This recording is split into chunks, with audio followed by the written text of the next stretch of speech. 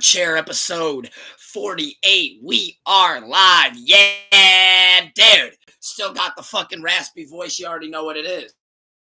So before we dive right into it and get into these topics, thank you everybody for being tuned in, whether it will be now or whether it will be later on your own time, whenever you get to be tuned in and get to chill and hang with us.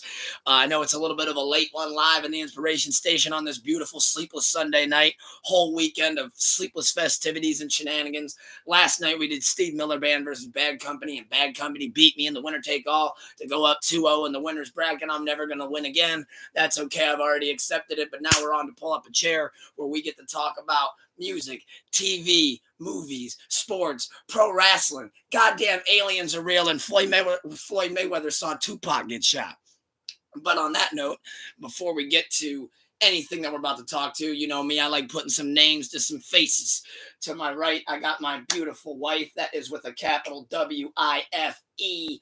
The wife of my life, the apple of my eye, my soulmate indeed. And then if you don't know this ugly mug, we're going to try to do it. And if my voice might give out, you guys can finish it for me.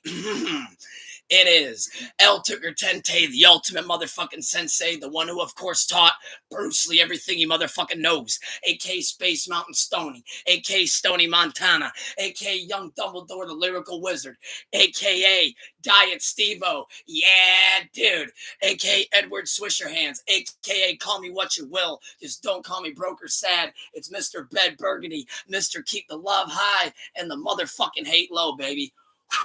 Smoking intros as always. Okay, let me try to get my voice a little bit cleared up throughout the night, which this palette of smoking that we have to go here probably won't help me none, but we're going to fight through it and power through it because I love y'all and that's what we do.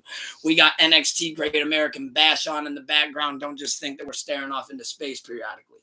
But before we get into anything with the Great American Bash, something that I like to do that I ask my co-hosts every week, what topic would you like to get into first? Let's just kick it off with wrestling just because it's on. Kick it off with pro wrestling? All right. I like starting off with wrestling. So, right, to kick us off, we are watching NXT Great American Bash right now. We got Dominic Mysterio defending the North American title against Mustafa Ali and Wes Lee in a triple threat match. They just had Gable Stevenson fight Baron Corbin, where it looked like they tried to get Gable Stevenson looking really good. If you remember, they signed him like 2 or 3 years ago, and then we just unfortunately haven't used him for shit because he was taking a little while and couldn't pick it up that quick. But now it looks like, from what I saw out there, the little couple of glimpses that I did catch, he is doing pretty good. I got to give him that. I saw they started off with the Tag Team Championship match. That looked pretty cool. Let's dive into the card on NXT. So we got, well, there's the tag match to kick off the night, which was Gallus versus D'Angelo and Stax. And it looked like D'Angelo and Stax took that one. Then over here, we have the triple threat, the Wes Lee, Dominic, Mustafa. Who do you think is going to win? I think they're going to let Dominic keep it because he's working really good as a heel right now. Gable Stevenson, I saw that they just fed him Baron Corbin, so they made Stevenson look good. They found something to do with Corbin, thank God. Then there's only two other matches on this card, oddly enough. There's NXT Championship match, Hayes versus Dragunov, which I actually really like the Dragunov guy. I can't even front. I really fuck with that Dragunov dude. However, though, I think they're going to let Carmelo Hayes probably go over on him. I don't really see them pushing Dragunov right now, but I do like that Russian guy. He is good. And then they got Tiffany Stratton, who I know they're just dying to call up to the WWE, the main roster, I should say. I actually think Hale's going to beat her. So then they can call Stratton up.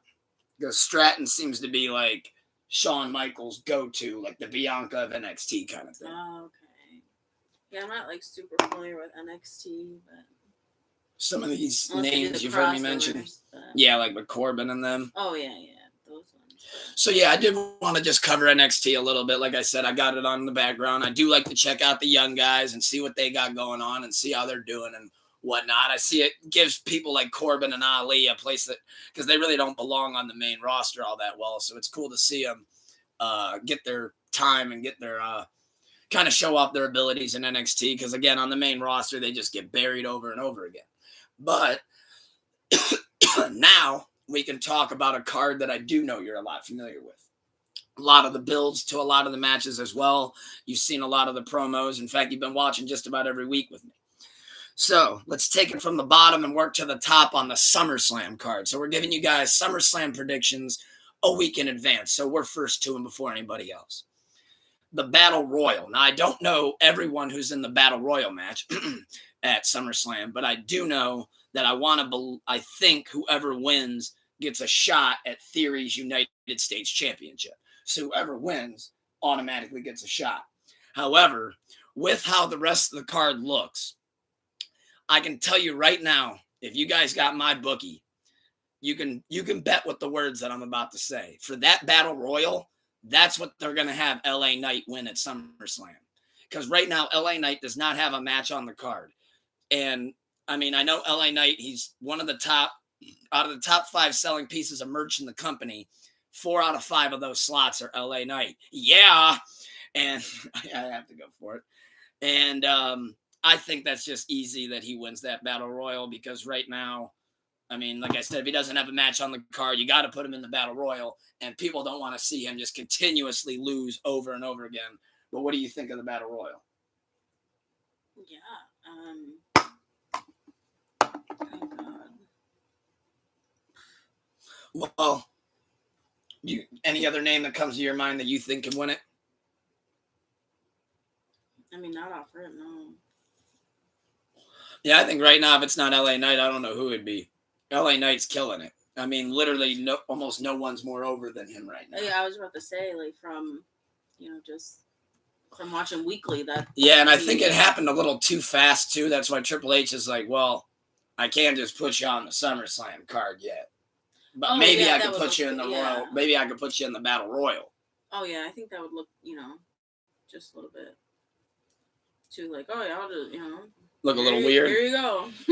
Here's your SummerSlam. I just automatically just put him in the title picture and shit. I feel like that would bring morale down a little bit in the locker room just because, there's, maybe other superstars that are feeling like, shit, I've been busting my shit every week. Like, why just because he's starting to sound like The Rock. Yeah. And climbing up the charts, so to speak. And Triple H doesn't seem like the, not like the Vince where I'm just going to, throw you to the, moon because you're doing good. Like, he actually, like, wants to keep morale high in his locker room because, if it was Vince, Vince would have gave him the briefcase. 100%. That's why I'm saying, because that, that's why I really like, I know, it's super old, but Paul being in charge just because he, cares about those superstars. He's been there. So Triple H had to sit there for 6 years while Stone Cold and The Rock main evented every pay-per-view, and he's like, God damn, you can't give me one?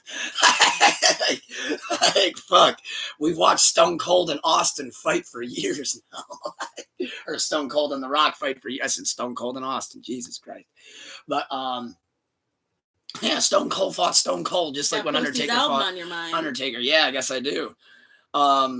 Ricochet versus Logan Paul. Who do you got? You already I think I know you got there.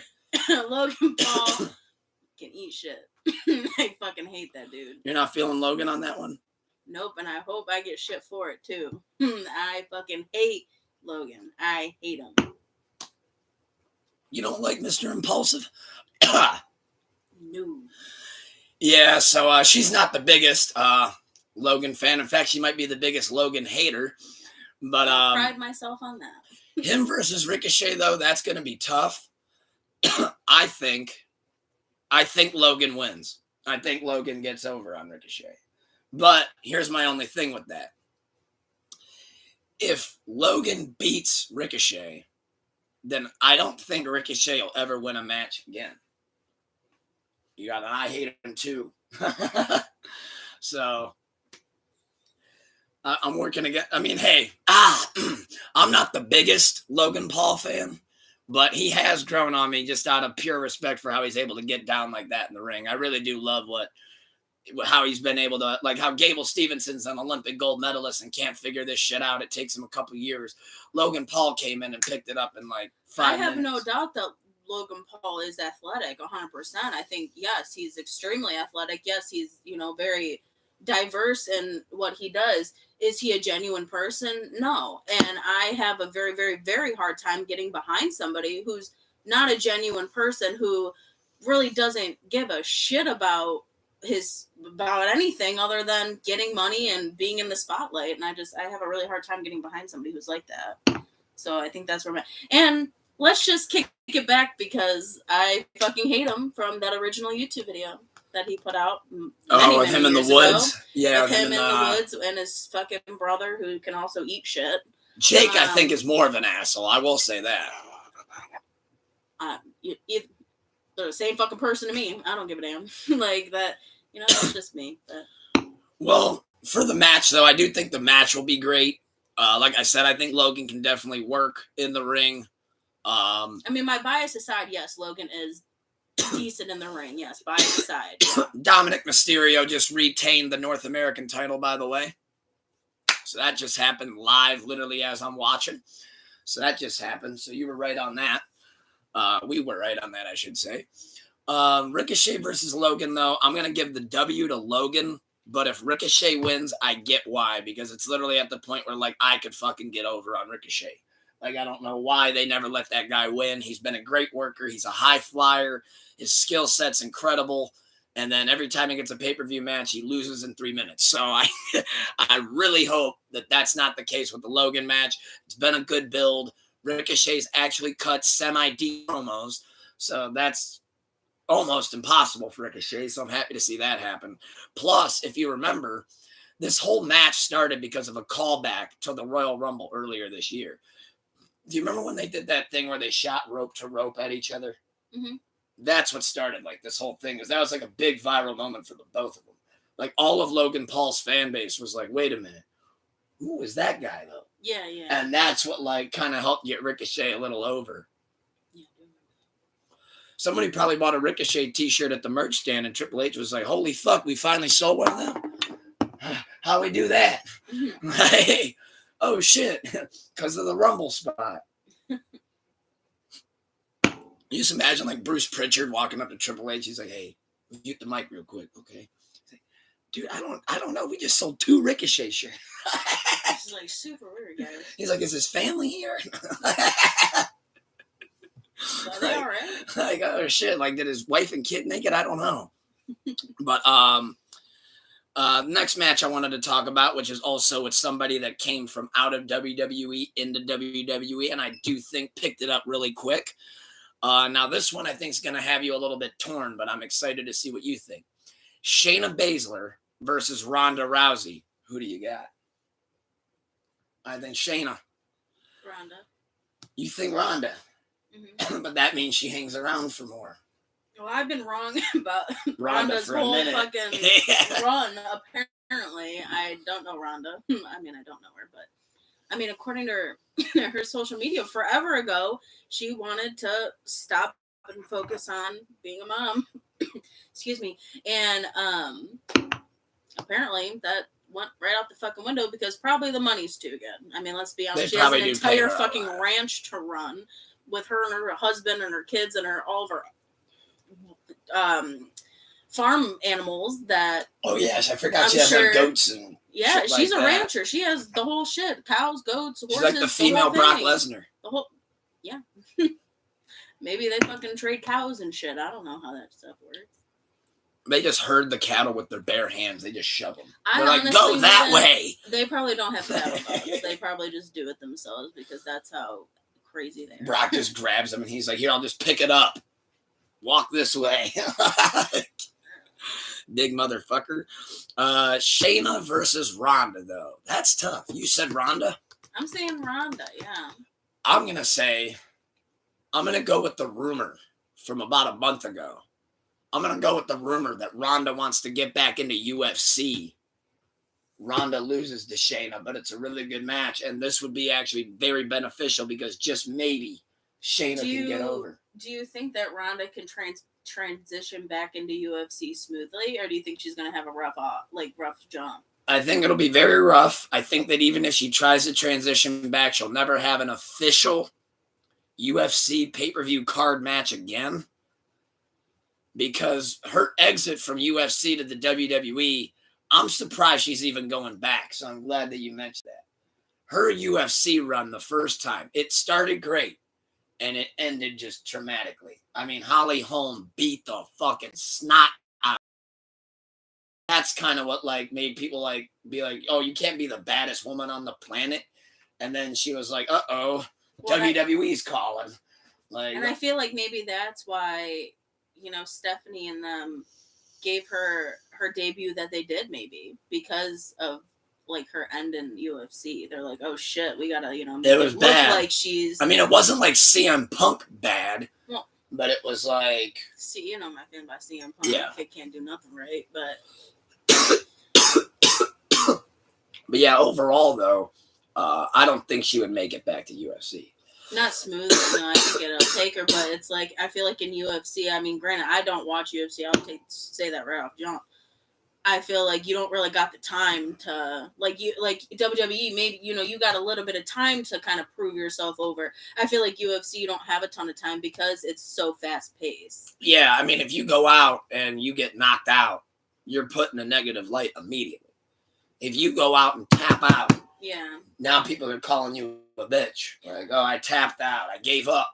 With the versus in WWE, that if you lose your first round, like you have time to redeem yourself. It creates the storyline. It creates that. WWE is about the performance and the entertainment, where UFC is about who is the victory, who's the victor, who's the champ. Like, I mean, not to downplay my WWE ever, but in UFC, if you're holding that title, you're saying there is nobody in my division that can knock me out. Like, nobody. Yeah. So, plus, though, Ronda at her age, how long that it's been since she's been out of UFC. I mean, unless she's really aggressively been training like that, I don't see it. Yeah. I don't see it for Ronda.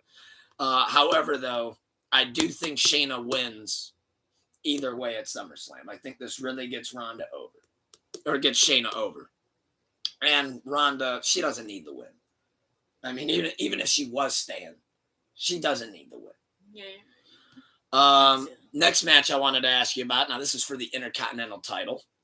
Gunther versus Drew. Who do you got? Drew.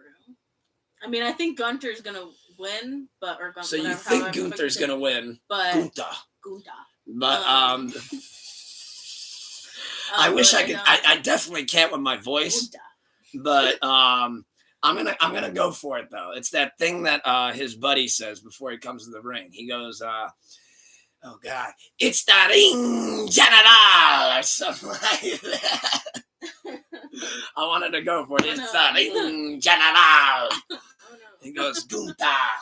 My voice is shot already. I might as well just fucking slit its throat. Let's just go.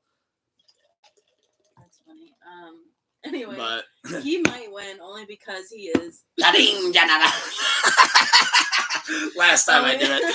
So third time is the charm. Only because I think that like he's real super over right now. But I do want Drew just because he's fresh. See, back. I'm glad that you said and that. And I love Drew. Like I really do love Drew. Okay, now I gotta shout out to my Scottish. To the Scottish Warrior.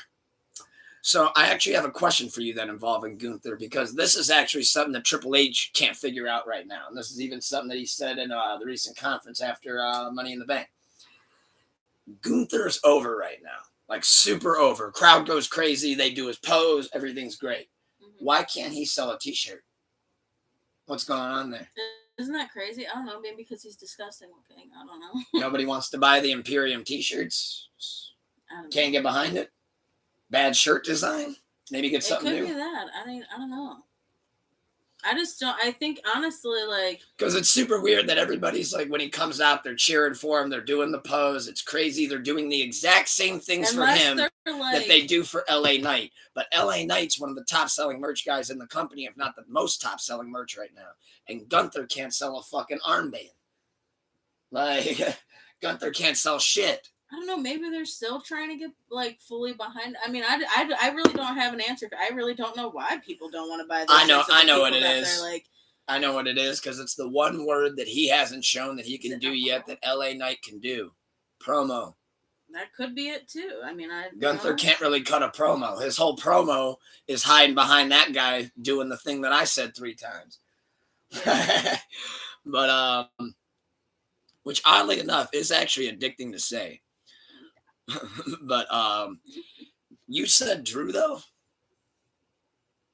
I want Drew. I'm gonna hot take it. Drew's gonna be the guy to win the Intercontinental title off of Gunther, but he's not gonna do it at SummerSlam. He's gonna do it at Survivor Series. They're gonna drag the shit out. But see, like I love SummerSlam. That's my favorite pay-per-view. But now I'm hoping that like balls to the wall, you know. I mean, hey, SummerSlam is definitely a time for plot twists. We've seen it before. Like, I mean, I'm a hot taker right now and give you a hot take SummerSlam prediction. Either Bray Wyatt or Randy Orton returns. Oh God, I hope Randy Orton returns. You want Randy Orton to return? I miss Randy. I didn't like him at first. It took him a while to win me over, really.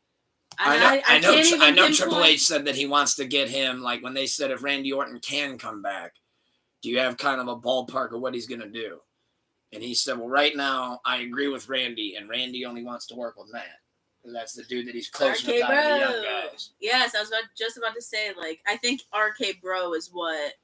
And really Randy Orton supposedly over. Personally FaceTime Matt Riddle. And, like, told him, like, this whole thing of, like, man, I'm sorry, like, I got to get my shoulder worked on. Like, I've been putting it off again for quite some time. And Matt was like, nah, dude, like, it's okay. Like, I can run for a little bit on my own. And Randy's like, you know, I'm going to try to get back in there. And it's been going back and forth with him, but looks like we're never going to see Big E back in the ring again. Thanks a lot, Butch. That sucks, but, yep, thanks a lot to Butch for dumping him on his fucking head, doing a German goddamn suplex. Yeah, that does suck. I really did like Big E. Right when I was, like, almost full, like, I was going in full force. It's a new day. Yes, it is. Yeah, I did really love the New Day, my God. Yeah, now there is no New Day because Xavier Woods is hurt. It's just Kofi Kingston, and they don't know what to do with him, so he sits in catering. Every time you guys hear me say sits in catering, for those that don't know, that means that you're just not on the cards. They got nothing for you. You sit in the back and collect dust with Natty. No, I'm kidding. Hey, Natty's actually been getting good screen time. Yeah, I don't know who the fuck those people are. But yeah, I'm gonna say though that Gunther's gonna beat Drew, and then Drew goes on to win at Survivor Series. And yes, I do think that Randy comes back or Bray Wyatt. But I don't think Big E returns yet. I think that's maybe not gonna happen. Probably not. Because they said last time, like, yeah, how is it, like, now that you're out of the brace? And I'm pretty sure that interview that he did, like, back in March, he was like, I mean, I'm out the brace, but they're still telling me I can't work out, and I can't do this, and I can't do that. Oh, yeah, they're like, I mean, it looks almost actually looked like he lost some of his muscle mass. Because it's been so long without him being able to lift. And, 100%. I mean, and he's somebody, too, that actually, I mean, I saw a couple times what's on his bench. I mean, Jesus Christ. Oh, yeah. I mean, it's going to take a while for him to build back up. But we hope to see Big E back here soon. And we wish anybody out of action a speedy recovery. Speaking of which, something that I do have, just to mention it real quick, because it was one of the other wrestling topics I had. The injury bug right now is running rampant in WWE. I don't know if I mentioned it to you earlier this week, but Kevin Owens, you hear about that? Fractured ribs. Ooh. But, as you know, he's got the tag titles with Sammy. Yeah. So they have to protect him. Yeah. So right now, what they did, which Triple H, I got to say, brilliant idea on this one. He had the Judgment Day do one of those angles where the Judgment Day got made to look stupid to start off Raw on Monday. So what they did is the whole rest of the show, they started jumping people backstage. So Liv Morgan recently got that shoulder injury. So they just looked like they beat the fuck out of her and did the thing where you put the chair in between the arms and stomp on it. So now it looks like, oh, Liv Morgan's going to be out of action for indefinite time. But then for Kevin Owens, they made it look like they jumped the fuck out of him and beat the shit out of him and, like, actually broke his ribs, but they were already fractured from the live event. So they had that one cover up, but supposedly that one's scary because it's like, All right, everybody else, you just bought him time. All you did for Kevin Owens was buy him time till SummerSlam. And then the belts are on the line. That's a fractured rib. I mean, I've never had my ribs fractured. I might be sounding like an idiot here. You don't heal that by August 25th if it just happened last week, or August 5th if it just happened last week, do you? That's literally 2-week turnaround time on fractured ribs. I mean, and you got to wrestle a match, and he's got them already bandaged up and taped up and shit.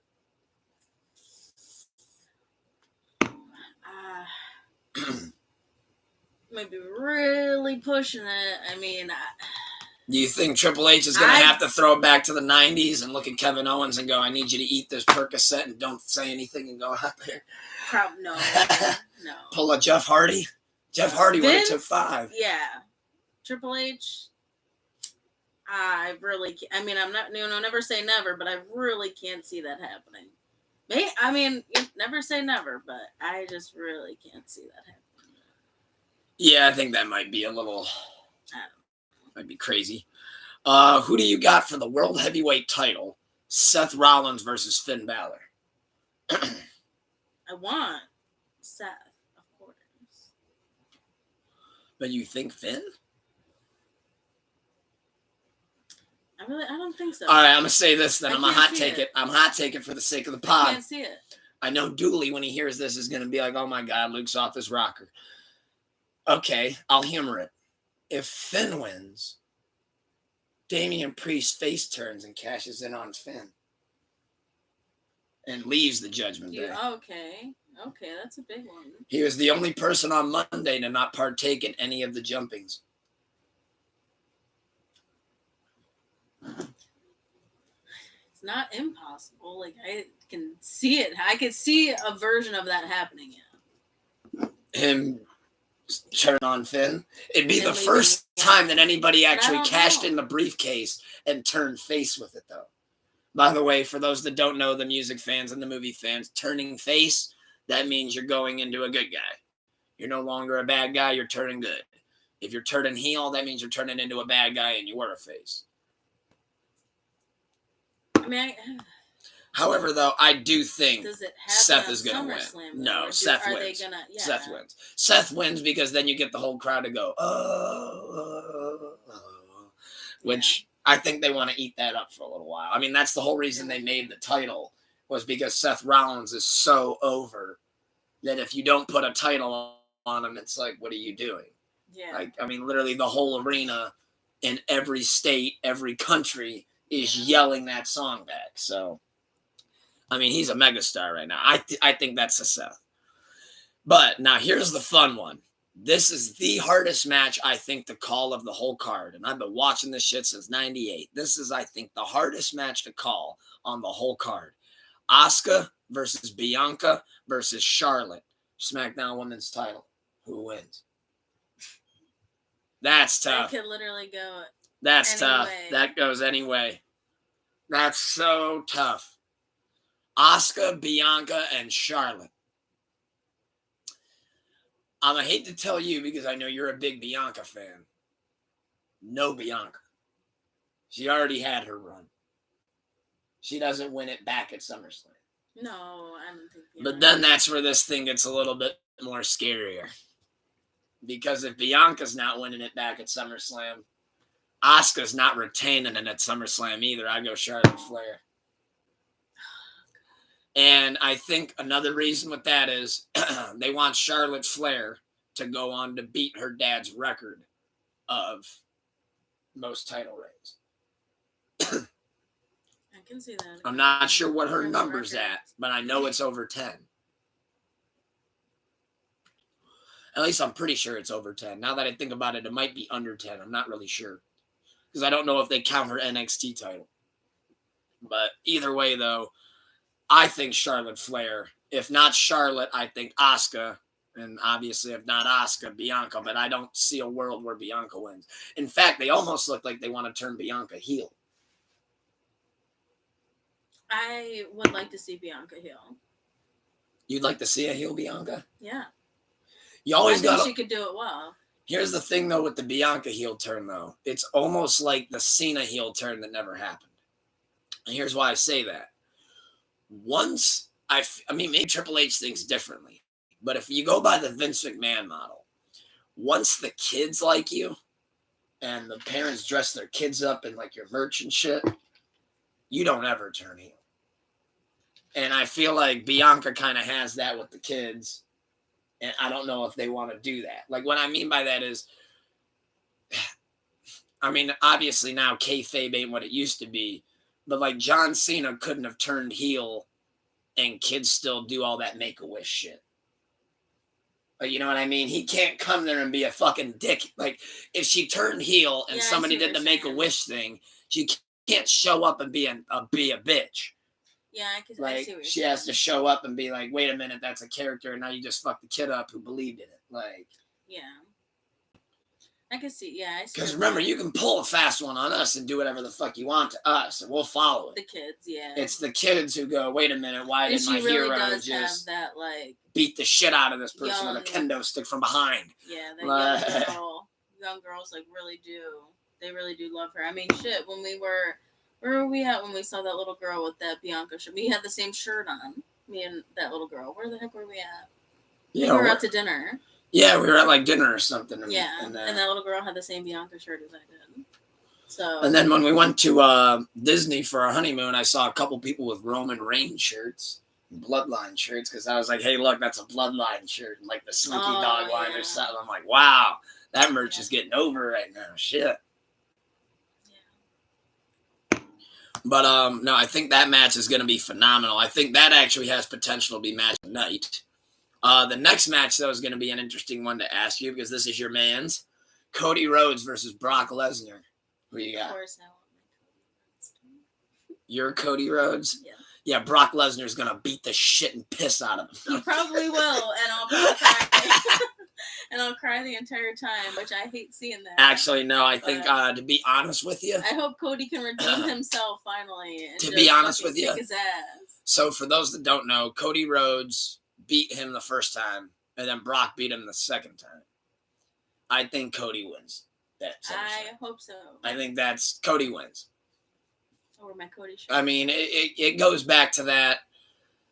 They need to make sure that they're keeping Cody over right now. They don't want Cody to have a senseless loss. And Brock Lesnar doesn't need the win. Yeah. He's still Brock Lesnar if he goes out there and loses this match. Because obviously it'll be a good match. Cody Rhodes ain't going to squash him. Brock Lesnar, like you said, will probably put him through Suplex City and give him 15 of those and F5 him through the fucking announcer table. But Cody Rhodes will probably win. I mean, they're trying to almost book Cody Rhodes like a John Cena right now with how he's like Mr. Perseverance and Mr. Never Give Up. Yeah. You know, that hustle, loyalty, respect kind of shit. Yeah. I think Cody beats Brock, but I think that'll be a ass-kicking, good, fast-paced match. I think, that will be.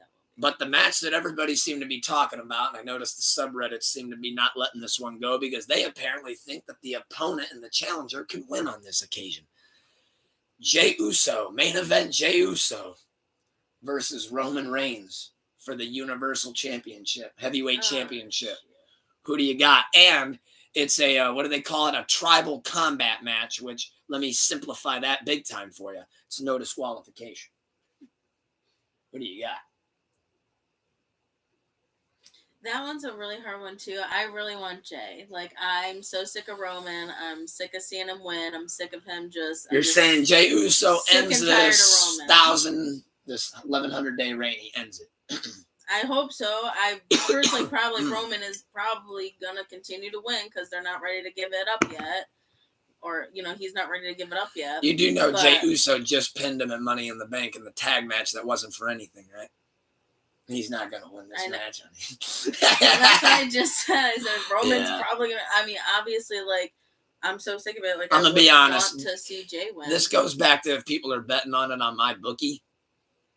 I'm going to be honest with you. Jey Uso doesn't have a snowball's chance in hell. So if you really do believe in Jey Uso, put $5 on him because I'm telling you right now, there ain't a goddamn snowball's chance in hell. I'm going to shit my pants if he does. Like, for on the crazy off shot. Like, I don't know. Like, I'm going to take it a step further. The only world that he I'm just would so win. sick of seeing Roman win. Like, I am sick of it. There's been a lot of people sitting right where you're at, too, on this show, talking about how they're sick of Roman as well. I mean, it's entertaining, though. It's not stale. Would you say it's stale? Yes. Really? You're tired for me. I'm tired of seeing it. Right. Like, I want to see something new. Then let me ask you this: if you're in creative, if you have Roman lose, don't put me in creative. What would you have Roman do? What would he do? He's the most over in the company. What would he do? See, I don't even know. If he's not competing for this title, what would he be doing? He'd get the kaputs right out the door. I actually got to agree with something that something that Snuka has said on this show many times. I think the only way this damn belt comes off of Roman is if you get him a gig in Hollywood. That's the only way this happens. He ain't leaving WWE and he ain't dropping that belt unless there's a Hollywood movie waiting. I mean, I don't see the world. Unfortunately, I mean, I have to agree with that at some point because, I mean, obviously, yeah, knowing WWE and everything like that is, the little that I do know that they're not just gonna drop it to Jay like at SummerSlam. Obviously, yeah. Obviously, I want to. Like, I'm sick of it. If they were going to do that, they would have did that with Cody at Mania, which I can't even believe I'm saying this. Yeah, hindsight, that actually ended up being a good idea. That actually ended up being a good idea, I think. I think that ended up paying off. At the time, I was like, whoa, Roman's still winning. Win. Okay, yeah. No. Yeah, because now you get him in a nice red hot feud with Brock, which at the end of the day, whether the Brock has the title or not, the Brock. That was the tag team with him and The Rock. No, actually, they only face each other. That never happened. But that would have been cool, though. The Brock. The Brock says, I'm taking you to Suplex City, jabroni. So that is our SummerSlam predictions, though, going into next Saturday. I've been right many times. I've also been wrong some, though. That last pay-per-view, I hope I just redeemed myself a little bit. Money in the Bank, I had all wrong. I saw Damian Priest grab that briefcase and said, oh, buddy, I can't wait to see these comments. I'm way off. I literally was on there last time giving predictions. I'm like, oh, there's no way Damian Priest wins. That's LA Knight for sure. If not LA Knight, it's got to be Logan. Yeah, way off. Somebody just throwing the towel on that one? Well, Tiffany Stratton just retained her belt, so I was wrong on that. So that's not a good sign for things to come. But I guess Tiffany Stratton's not getting the call up yet. But damn it, that's why we have fun with the. That's why we have fun with the predictions. Next thing though that I wanted to mention, so that puts WWE aside. Wanted to bring up AEW, and only thing I had to bring up for AEW this week is they have their big pay-per-view in Wembley Stadium that over 45,000 people have bought tickets for and are excited to go to. However, they forgot about a little something. They ain't got a match booked. So, pay-per-view is a month away. They announced it months ago. They've been supposedly hyping it up. And from the AEW fans that I know, Dooley, I hope to see you elaborate on this one as well, because maybe I'm missing something. I've been tuning in, trying to keep up. I mean, granted, I'm not watching the whole show. I'm watching highlights. But even I'm over here like, did you guys forget? Or because then they got a pay-per-view the week after, too. And they don't have a match for that. And it's like, well, you guys plan to put 82,000 people, which you're about a little over halfway there, surprisingly, and you don't got a match yet. And I see Tony Khan was complaining about low ticket sales and about having to drop the price for the Wembley show. But what are people buying tickets to? We don't know who's fighting. I personally think Tony Khan is just winging it. He has no the coke just be hitting. Idea. The coke just be hitting. What he's doing. He's just fucking going off and Pinteresting shit or something because he doesn't know his ass from a hole in the wall. What the fuck he's doing with this shit? Like, that's all I got to say on that because I don't watch AEW. So I mean, right now it looks like they're trying to build for CM Punk versus, I want to say, Ricky Starks. That's another thing. What fucking company has CM Punk? Like, ugh. AEW loves CM Punk, but the rest of the roster hates him. You got people hurt right now because you just dumped Kenny Omega on a bed of nails. So that backfired. Yep. Mm-hmm. What else? They tried to pay Goldberg. I saw an enormous amount of money, and all that did was make Malachi Black go on strike because he's not getting paid enough. So, Form around. and that knocked another guy off the potential card. I saw they're building for Paige Saraya to have her return match again at London, which I think that's at her home, right? That's home for her, London. Yeah. So that'd be a big pop for her, and it looks like they want to put her against the Doctor DMD Britt Baker, so who's actually a dentist, by the way, which is crazy enough, like an actual still licensed dentist that does all of it. But yeah, AEW, somebody might want to go tell Tony Khan an infamous line that I love to use. Wake up, Mr. West, because you ain't got no matches booked. You're complaining about ticket sales and no one knows who's going to be in the ring. There's something funny about that. But that is what I wanted to leave off, though, on wrestling. I just thought it was funny. As always, I know I come across as an AEW hater because I'm a WWE stan forever. I'm a lifelong. But AEW, I'm rooting for you, but you got to get your shit together. What the fuck are the matches? Like, we're a month away, 82,000 people. You need to get like 30,000 more. Like, you got to announce the matches. You got to start getting some promos going. We got MJF halfway turning face teaming with Adam Cole, so I don't know what's going on. But that brings us to my next question. What would you like to talk about next, sweetie? Would you like to talk about sports, TV, movies, or music? You know, you can pick that one. Whatever you want to talk about. You want me to pick? Open. All right. Hit me. Let's get some more sports out of the way, okay, and then we can dive into. Not my biggest. Yeah, so we can brush it out of the way. I mean, hey, people know this isn't my strong suit either, but I feel like there's some things I definitely want to mention. First and foremost, thank God and prayers up continuously for Bronny Jr. I did see that. Yes. LeBron's son suffered cardiac arrest, I believe, was just where it all started. Yeah, I mean, I've heard a couple different speculations what they thought it was, a heart attack, his heart stopped, he was having heart issues, whatever the case is, that is too young to be having those problems, so, maybe this is... And we're not going to put the tinfoil hats on, but that has been happening a lot in the past couple of years, cough, cough. I think you guys know where I'm going with that. But I'm not going to put the tinfoil hat on right now. Well, you know my feelings on that, so I'm not going to talk about exactly. it. But, it's some people, though, that have the tinfoil hat on just know I'm with you. Just too young for it to be happening. Maybe way too young. Here's my religion. Maybe it's the Lord telling him to slow it down. Maybe he's just, needs to take a step back and... Yeah, I mean, absolutely, though, prayers up. He has been discharged from the hospital. He is awake. He's doing well. He's doing great. So just hope that he can continue to keep getting back in there and hopefully be able to get back out on the court and, do what he loves to do.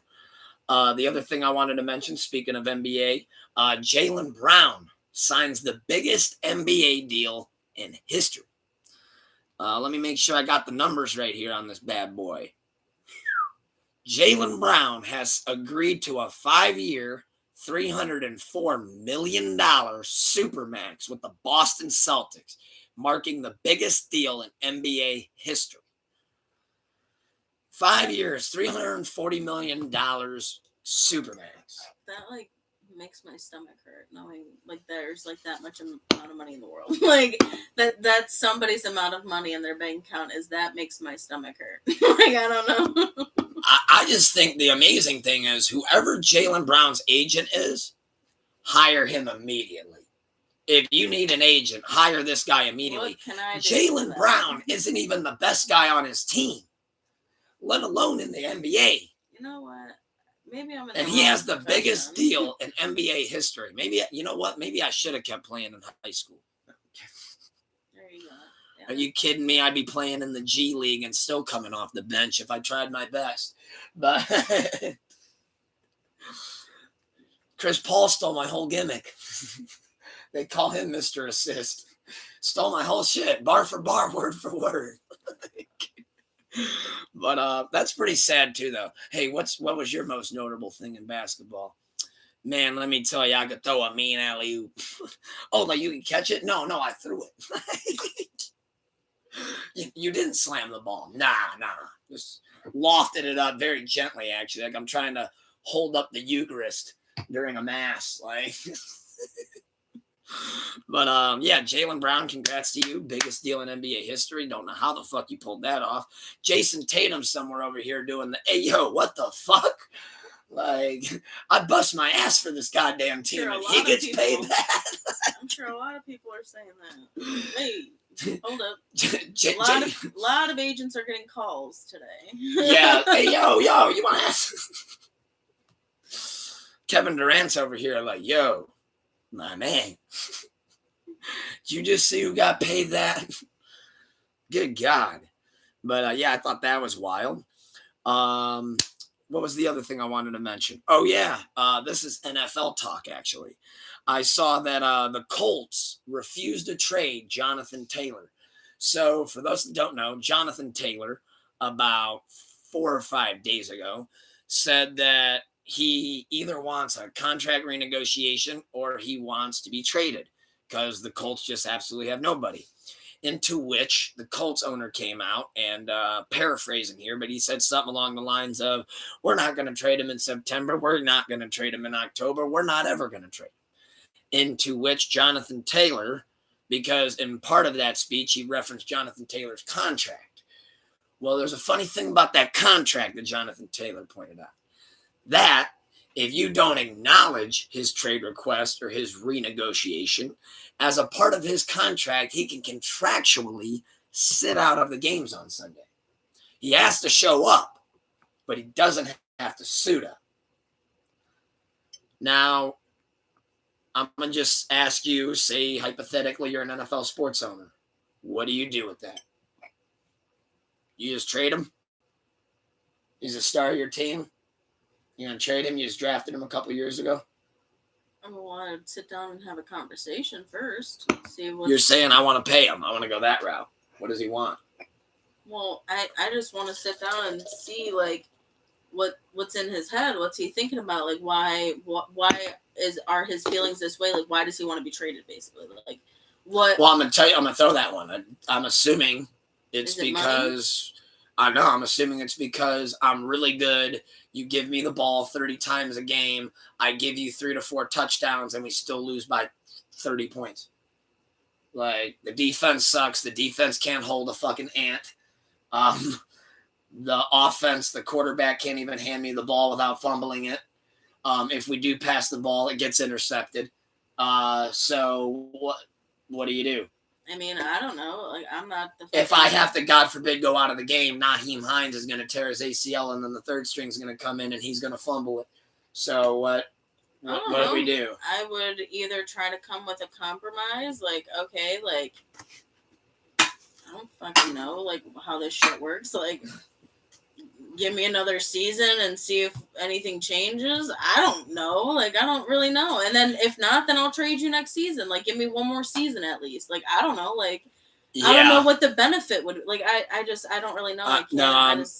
I think at that point, whenever a player requests a trade, you just gotta let him go. I mean, yeah, because then. Okay, now their like ambition, like their drive to win that game is now significantly like now lower, when you hand or him they're off just the ball, not going to play their game like in his contract he says he can do. So I don't know. I think it's a lose-lose situation either way. It's so either just let him go or you're gonna force him to stay and you're gonna get I think best case scenario, trade him for a couple draft picks and another back, start from scratch, and everybody's happy. Like, I mean, like I know people are saying, like I saw some of the Colts fans. I like to try to see what what the respected fan bases are saying and shit. And some people were like, oh, like we just started from scratch, and it's like, yeah, and you drafted him, so like if you got to get rid of him and start from scratch again, it's like it's not like the 49ers where every other year we lose half of our squad, like. But did want to just mention that, though. I did think that was pretty crazy. The other thing I wanted to mention in sports, this just happened last night, and this is just really brief, but I just thought it was really cool. I'm not big into boxing, so I really hope I'm not botching the name right here, but I think I copied it perfectly. Terrence Crawford, who is a name that I have heard about. At least I remember the name Crawford. As somebody that in the boxing world, for those that don't know, such as you, sweetie, I think I did mention this pre-pod, though, when we were going over the topics, that Terrence Crawford's a bad man. I mean, recently in the boxing world, he's one of those boxers where he doesn't come out there and dance with you. He comes out there and he wants to knock your neck off your shoulders. And I thought it was really cool that you made this point before, and I wanted to bring it back up because I thought it was dope how you worded this, was Terrence Crawford and Eminem shared a very unique moment coming to the ring last night. Because I know Eminem as a big boxing fan. Like, he's always supported it. You always see him in the crowd there and shit. It looks really cool.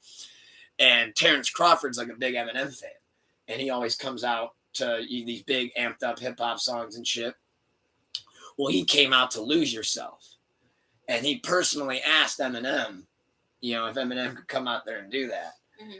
And I thought it was cool how you mentioned, like, you could tell on their way to the ring that they were both starstruck of each other. And I thought that was really, like, cool. Like, Eminem, after all these years, still gets starstruck. And I thought that was, like, a cool moment. Because, like, you can tell Terrence Crawford, like, when it does the dun, dun, and it comes in, Eminem kind of, like, taps him on the chest, and he's like, hey, this is what I do. And, like, jumps in front and starts rapping it. And you can tell Terrence Crawford's there going, like, he it's just in his head, he's getting ready. And then what I thought made it that much cooler is when it's time for Eminem to just kind of put the mic down and walk with him. I've never seen Eminem do this. It was like he was flustered. He's like, do the toughest walk I got. And, like, just try to walk like a badass next to him, like, to the ring. And when they got there, Terrence Crawford was kind of looking over at him, just kind of giggling, like, oh, you just try to do the tough walk with me, like the infamous walk to the ring. And I think Eminem, low-key in his head, I know a fantasy when I see one, he's done that walk to the ring a million times in his head. Like getting ready for a boxing match or a fight.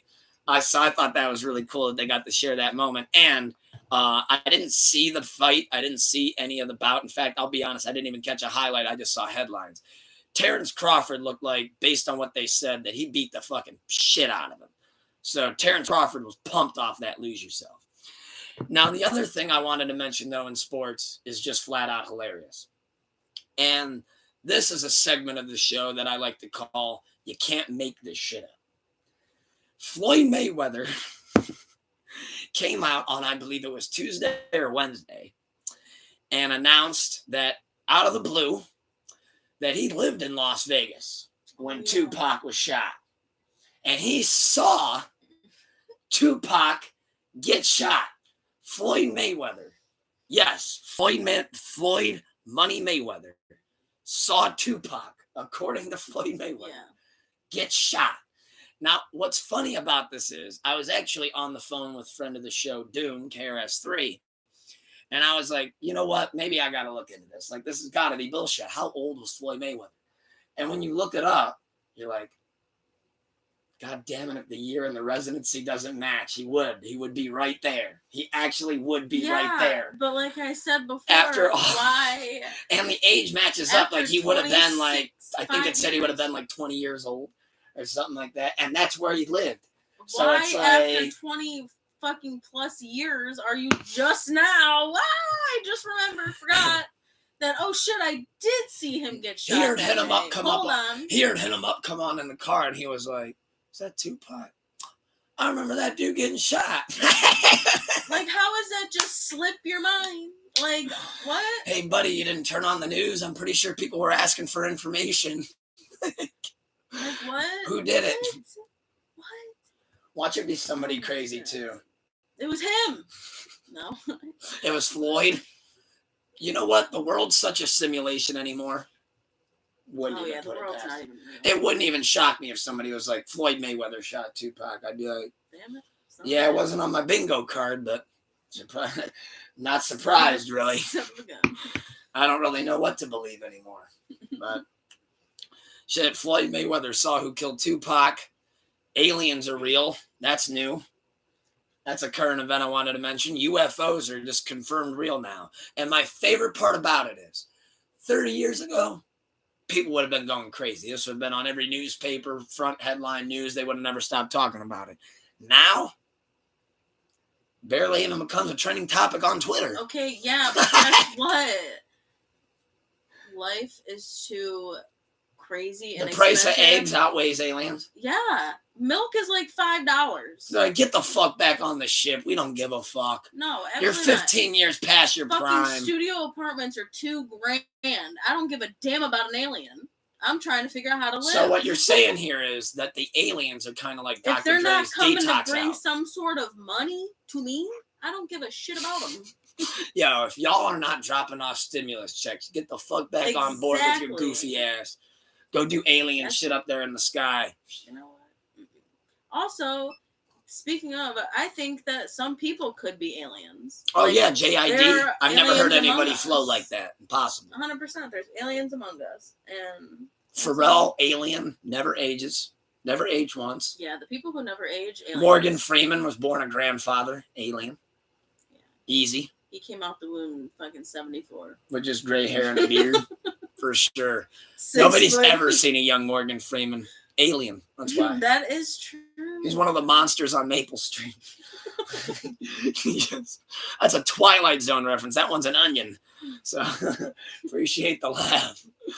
But yeah, aliens are confirmed real. So everybody, I suggest that you brush up on your AVP. I hope you brush up on your Sigourney Weaver. I hope you brush up on your Independence Day. See, I'm ready to go. I know everything that Will Smith ever told me. I know everything to do. I know that the predators are right around the corner. We got to be aware of them now. We live with woods. We got to watch for them. They're invisible. I have watched Stranger Things. And Stranger Things. Sort of. The Demogorgons. Aliens aren't exactly Demogorgons. No. They're more like, they're the things that come flying out of your stomach and shit. Like, you ever seen the movies? They come fucking flying. They rip out of your fucking stomach. So the aliens are inside of me. Yes, they jump in. They jump in through your mouth, and then they fucking... come out through your belly button. Yeah, they rip themselves out, actually. That's how they give birth to themselves. And it happens within the span of like 7 hours if you go by the movie as well. Hold on. It's like the fastest pregnancy ever. It's like they go in, they pop out like hours later. You opened up a whole realm of questions I have. Hit me. How am I giving birth to it if it's coming inside of me first? Hold on, pause. If it's coming inside going inside of me first, okay. There's no way around that. Come out of this is fun. So for somebody that's never seen the Alien movies or knows how they work, the alien essentially, it's this little it's a little alien, but it's like an embryo alien. But what it does is, that's oddly descriptive, but it's accurate. It then will jump in you, but then what it does is that it morphs. Where do they come from? Where they're just raining? Oh no, they're eggs. Okay, so yes, I'm trying to remember this as I'm telling you because I'm like, oh fuck, it's been so long. But okay, so the eggs come from when you're in the queen, the mother, which is massive. Okay. On their land, they have like their whole little lair, and in their lair, it's a bunch of eggs in like a field. So like it gives birth to many of them at once, like shitload of them. Okay. I really hope I'm not wrong. Somebody can correct me if that's not how the aliens give birth. It's how the predators give birth. But I know the aliens start in you because they jump in and then they morph, and that's their thing. That's fucking terrifying. Yeah, that's why those movies are classified as horror movies. However, though, I know that if you're gonna pick a side. So, again, aliens are real. We have to just now assume predators are, too. So, what you got to... What are we? We're just bums. Okay. We're just pansies caught in the middle of this. Yeah. We're gonna lose to both of these. That's why you got to pick a side. It's like prison. It's like, which side are you going to go with? You got to go with the predators, though. Because the predators can fuck up the aliens because they got weapons and blades and shit. And tough skin and whatnot. Unless you take their helmet off. Then they just look like Marshawn Lynch. But it just it's something you got to look out for. By the way, Will Smith, we're gonna need you. We're gonna need you to slap these aliens the same way that you slapped them the first time and harder than you slapped Chris Rock. We're gonna need you back on the team. Somebody go get Jeff Goldblum because I forgot he's crucial to this too. He also knows what to do. He's got the analytics and he knows the schematics. So we got to go get Jeff Goldblum. Fuck Jeff Goldblum, man. But no, aliens are real though. Be on the lookout. And one of them is Kendrick Lamar. The other thing that I wanted to mention then, speaking of music and speaking of Kendrick Lamar, look at that little seamless transition. Let's talk new music reviews. So dive right into it. Out of the new music that came out this weekend, before I take a chug and grab another beer, I want you to start us off because I know that you've heard it a couple times and I know this is one of your girls. Tell us a little bit about the new joint called Jealousy, because we always start off with singles, by the way. Starting off with Jealousy by Offset and Cardi B. What do you think? I think Barty fucking stole on that shit. She went crazy. Yeah. No, these bitches, they want to go burger for burger. That shit. No, I thought it was good. Like, I liked it. I mean, I was about to say, I know you heard it a couple times. You heard it on the way there earlier. Yeah, no, I liked it. It was good. I think I'm just like too stuck on the on like the new post right now that we're gonna get into albums. You can't focus on anything else. Yeah, I can't really focus on anything else because I'm like really still trying to do my deep dive into his album. Yeah, because I know you're just getting into that one as well. I'm slow with listening to the new stuff, like in depth. Like I listen to it just to like hear it, but you know I like to. Well, I think Offset did really well. There was another takeaway that I wanted to get to, though, with this single. After hearing them now on, I believe this is the third song that they've done together. I believe this is their third record. I'm going to say something that I don't usually say too much. I want the collab album. I want the collab project. I want 10 records, maybe more. Offset and Cardi, I mean, I know they're husband and wife. I think their chemistry, though, on music makes Offset sound as good as he ever has.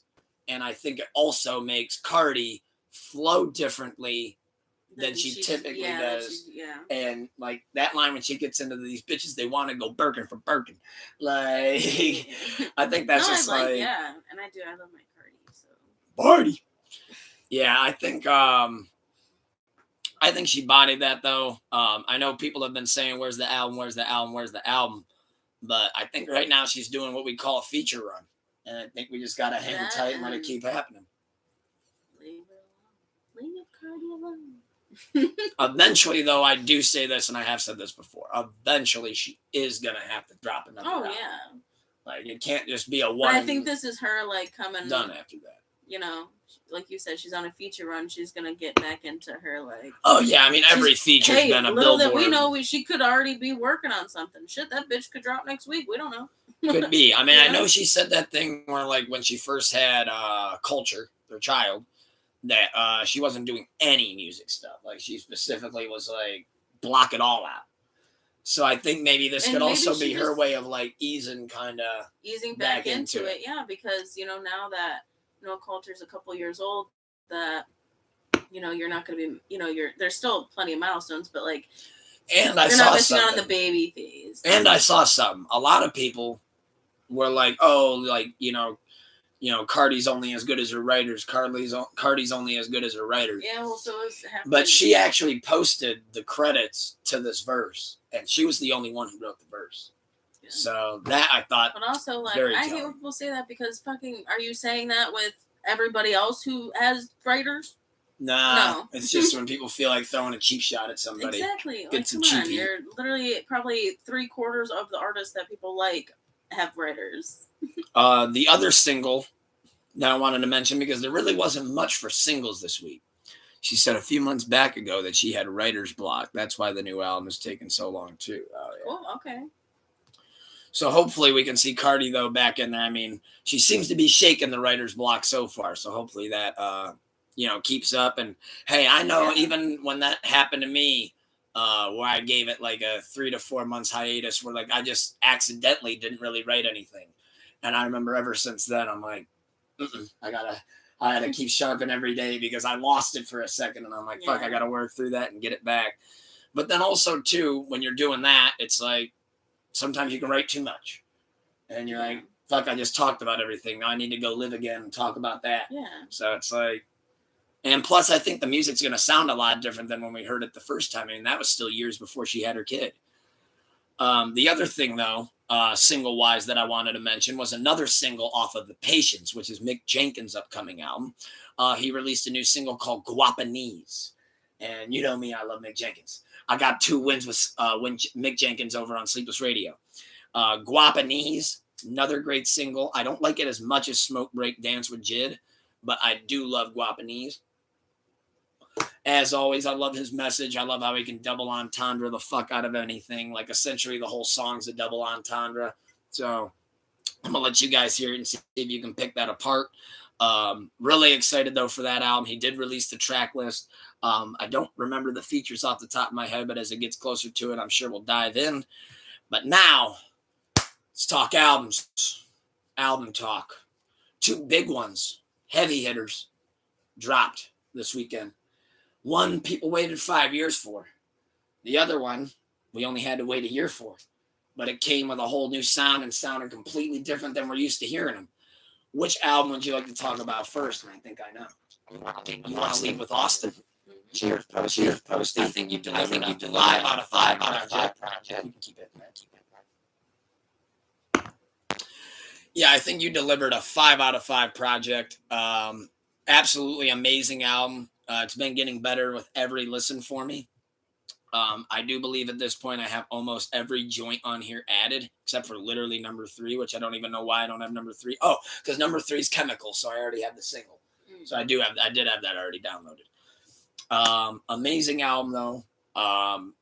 As soon as I first listened to it, I could tell after track 1, I was like, okay. And like, I did see the interview early that day. I highly recommend checking out the interview with the album if you kind of like doing that like I do. It's on Apple Music. It's with Zane Lowe. Amazing interview. Amazing guy. Super genuine. Super down to earth. I mean, the first artist actually since Mac Miller that I can honestly say that I relate to.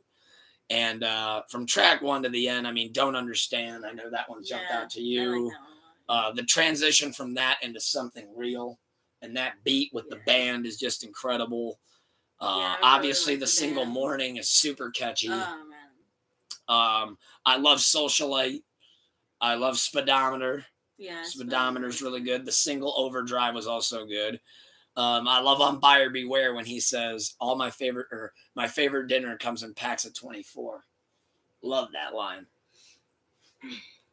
Yeah, no, I really love it. I think Posty, how he just put out an album a year ago, and then a year later he's always doing something different, always evolving the sound. Now he has a whole band. Absolutely incredible album. And I feel replay value through the roof too. Post now, I think he's becoming one of my favorites only because I'm noticing, and now with this album especially, that his albums are almost going with the phases of my life. I'm relating to him a lot. Right now, I'm super into this style of music and what he's saying.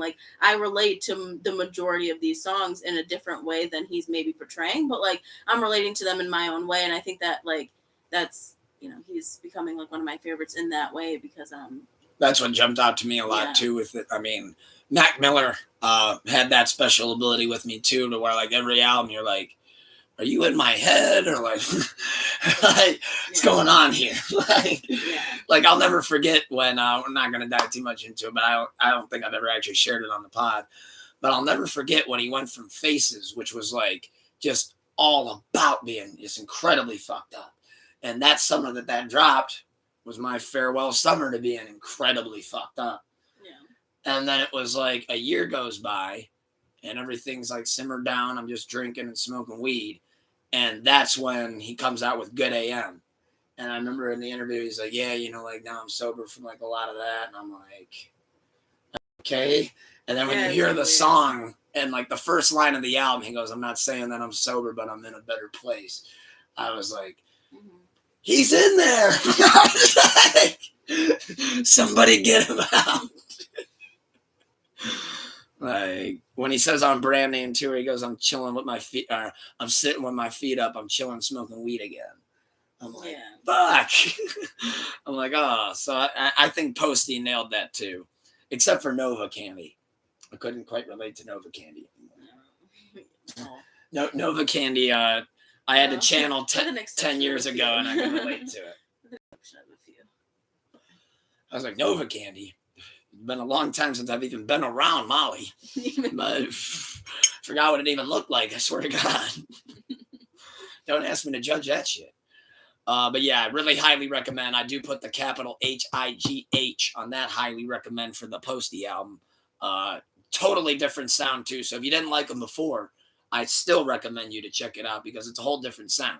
I mean, there's nothing on there that sounds like Congratulations. Fair? No, absolutely. Yeah, nothing that sounds like that. Now there is another album that we got to talk about his name here for a good minute because there's just a lot going on with him this week.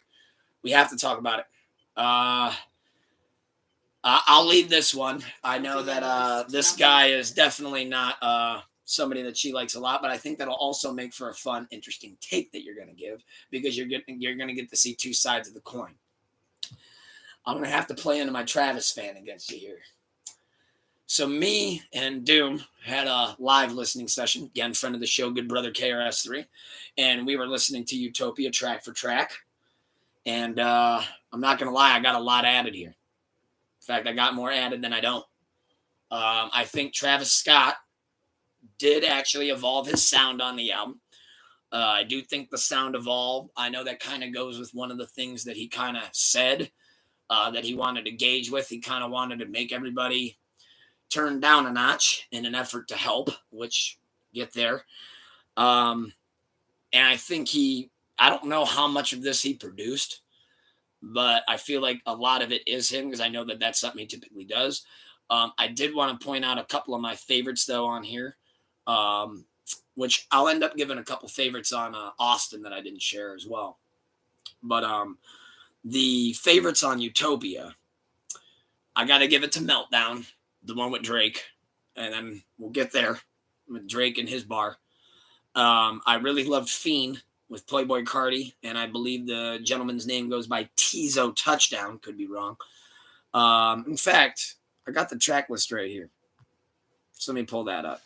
Because I remember there were some features when we were originally listening to it that I did not have familiarity with their sound. Okay, so the track list goes Hyena. Then you got Thank God with Casey. I thought that sounded good. You got Modern Jam. That one's with Tizo Touchdown. Then you got My Eyes with Sampha and Bon Iver. Then on Meltdown, you got Drake. Then on Fiend, you got Playboy Cardi and Sheck West. Then on Del Risto, you got Beyonce and Bon Iver. On Topia Twins, you got Rob 49 and 21 Savage. On Circus Maximus, you got The Weeknd and Sway Lee, which I wish Sway Lee had a longer part. They only give Sway Lee like 25 seconds, and I really wanted to hear him go with The Weeknd. That one actually disappointed me a little bit. That one I will say. Parasil with Young Lean. I got to go back and hear that because I did not recognize that was Young Lean on that joint, but I fuck with Young Lean. Schizo had Young Thug, Free King Slime. I thought that was a really good joint. He actually switched the beat up like 4 different times on that, kind of did his own little 4 Fingers of Death thing, so I thought that was cool. But then there was a big surprise that happened to me. And even though I know you're not going to be happy about anything that I'm saying with Travis Scott, this might be the one thing that can get a smile out of you. They let my guy go big stream. And whenever I say this about one of my underground artists getting put on a mainstream album, I look at this as like when you send a kid away to college. They had West Side Gun. And the way that he did it was, it's a surprise feature. So we didn't know he was coming. So you just hear Travis Scott rapping. And then all of a sudden you hear, boop, boop, boop, boop, boop. Hey, yo. And it's West Side Gun. And West Side Gun and James Blake were on there. And Lost Forever is my favorite record on there. It felt like I sent a kid away to college. I had a thug tear go down my cheek. I was like, oh, West Side Gun. They let him go mainstream. They put him on Utopia. But that was absolutely amazing seeing him on there. That was a great look for Griselda as well in general. They had Love with Kid Cudi. Kid Cudi did his thing on that. They had K-Pop, which was the single. That's Weeknd and Bad Bunny. I thought that was a little underwhelming as a single, but overall in the album, I see how it fits now. Telekinesis with Future and SZA. Yeah, that's a gem. Love that record. Till further notice, the outro has 21 Savage once again, and once again as well has James Blake. Overall, I did add most of those joints. My favorite standouts, though, would be Lost Forever, I Know, and Meltdown with Drake and Fiend. But I know that you didn't hear the album. I know that you would also refuse to hear the album because you refuse to support someone such as Travis Scott. K-pop worst joint on the album. Yeah, I agree. Yeah, I agree with that. That was a bad single. That really was a bad setup, but I do think that he saved it and kind of bailed him out. I would say either that one or the unfortunately the other one with Weeknd, the one that has Sway Lee on the shit. That one I would probably put bottom tier as well. But overall, though, I mean, it was a fun listening sesh. I do recommend checking it out if you're a Travis fan. If not, that's okay too. There's plenty of reasons why somebody wouldn't be a Travis fan. Something that happened, though, on the album that I do want to mention before we start talking about Travis Scott himself. We got to talk about what Drake stirred up on Meltdown. Diss Pusha T again. And this time he dissed Pharrell. And now Pusha T got bombarded by a swarm of drinks. Here's the only thing I'm going to say on this, because I got to be careful because I love all three of these people. And I hope to one day be able to meet them and nobody can dig this up and tweet this clip at them. But so I try to tread carefully in times like these. But people know I don't mind walking the line either way and trying to teeter on it. I think the only person, if any, in the wrong here is Drake. And why I say that is, you want to diss Pusha T, okay. You guys have been going back and forth for a while, but now here's the only thing I'll say about that. You didn't respond to his diss with another diss. You've just responded with lines here and there. If you're not going to go full send and just give the diss track right back, then just completely let it go. Yeah. You know what I mean? Like, don't tease him. Because now, obviously, Pusha T, he's got to come back and say something too. And the other thing about Pharrell, now you're just getting mad at Pharrell because he is the king of subliminals. Like, he's just going at Pharrell because he produced the song when he already stated that he didn't know Pusha was going to say that.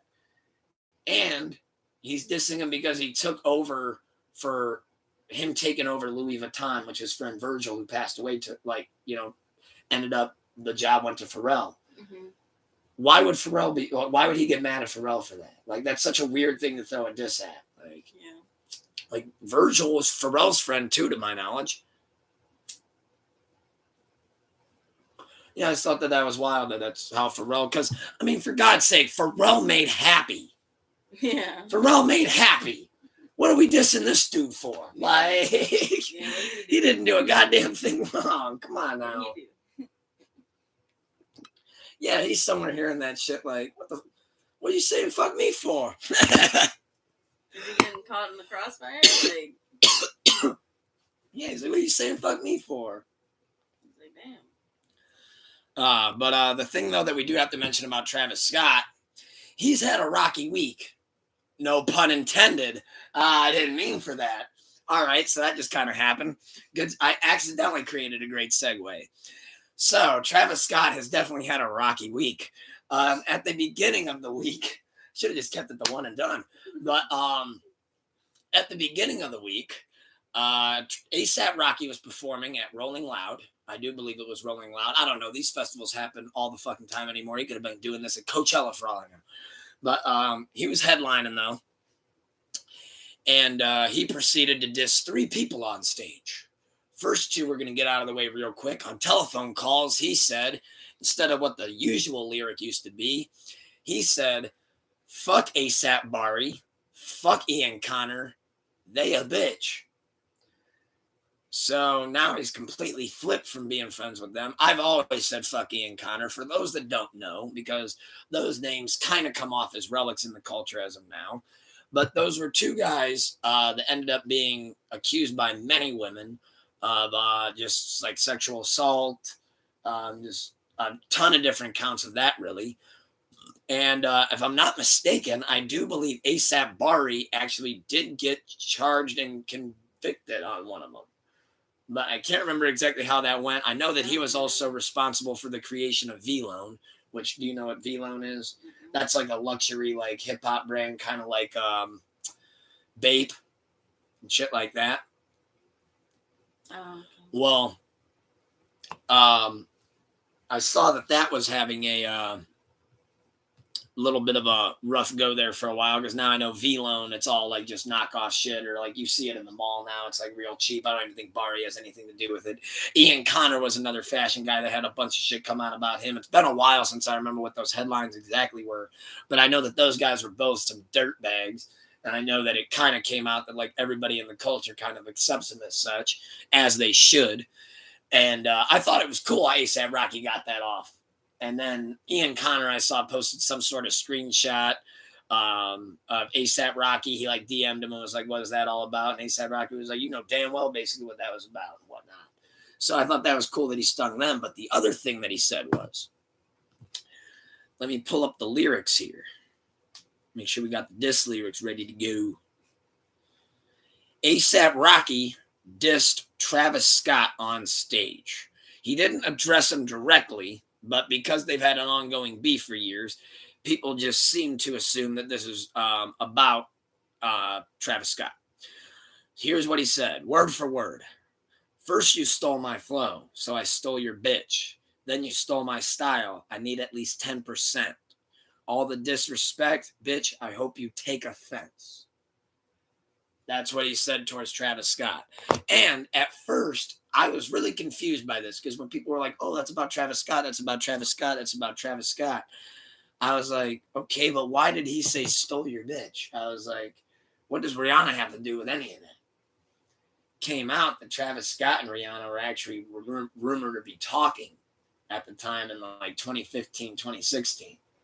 And that's right around the time A$AP Rocky swooped in. And there's always been history with like people get Travis Scott mad, because if you go up to Travis Scott and you tell Travis Scott that you look like A$AP Rocky, he freaks out. He had somebody behind the gate and they were like, "You look like A$AP Rocky," or like, "What's up, A$AP," or something like that. And Travis literally like swung on him over the gate and everything and got like super pissed about it. I personally enjoy A$AP Rocky far much more than I enjoy Travis Scott on the regular. But what do you think?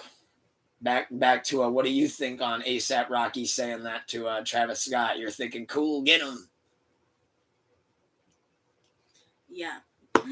You're in support of Rocky? Does that make you like him more?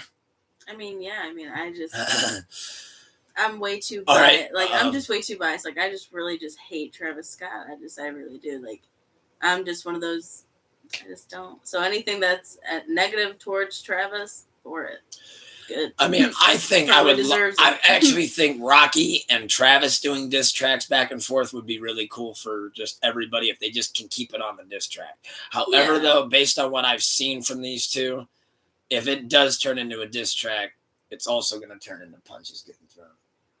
Okay, like these two, I don't want to see punches get thrown. No, I don't. I just want to see tracks happen. Yeah, like I always say that with hip hop, keep it on the beat. I don't want to see nobody cutting them blows. You know, I don't, wish bad on him. I just, in the music industry, negative light is funny to me for Travis. I guess I should say, like, I don't. I mean, hey, when you got an album dropping and then you got another mainstream rapper going, fuck you, on stage, like that. Oh shit, but, Which now this one though, I do think you can elaborate on a little bit more. Some kid, by the way, thought this was a wild story. I think it ended up getting debunked though. Somebody ended up debunking it as fake.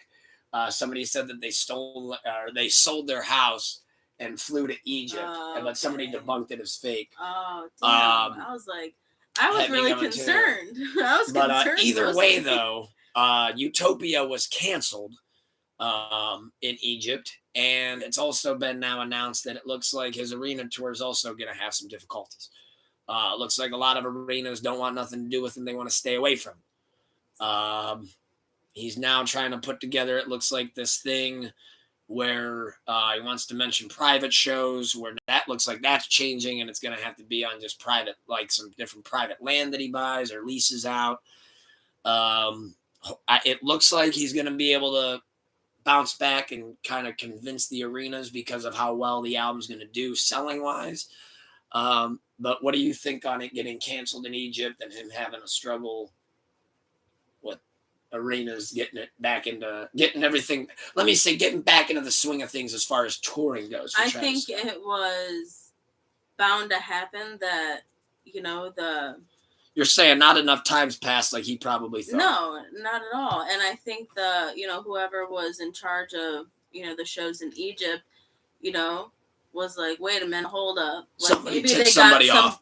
Maybe they got some backlash from some of their community and stuff. Like, no, what it probably was, and they don't want to make their the people upset. Like, if I'm gonna take a guess, somebody that was in charge did one of these. Hey, I'm just saying. Yeah, hey, I don't know if you saw this happen. Yeah, but bad shit happened here. Yeah, and yeah, I don't know, like that, and then he needs to build back up his reputation, is what. Yeah, that's gonna take a minute. Like when that, when we were talking about that earlier, like I really do think that he needs to I will say this: once he gets those shows booked, they will sell. If he's genuinely sorry, if he's genuinely wants to change the way he does his shows and the way he portrays his shows and wants to be a better performer, and he needs to rebuild. He needs to do these small shows again. Sorry, buddy, you got to start from the bottom again. Like, you got to start from the bottom. See, that's the one part where I disagree, because I think once he's able to get that big arena like Rocket Mortgage booked, I think it'll sell. Yeah, but I think it will sell. Will it sell out right away? I don't know, but will it sell well? Yes. Because from what people know, when you go to see Travis Scott, his music actually sounds better when you're there.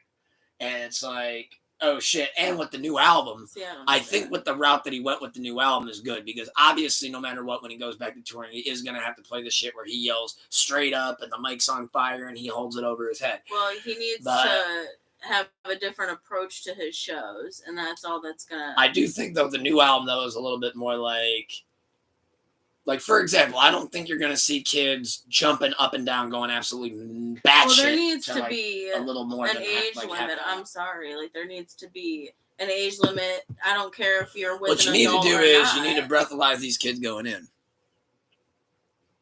Oh, he said he doesn't necessarily need to do private shows, but I think doing smaller shows first is a good idea.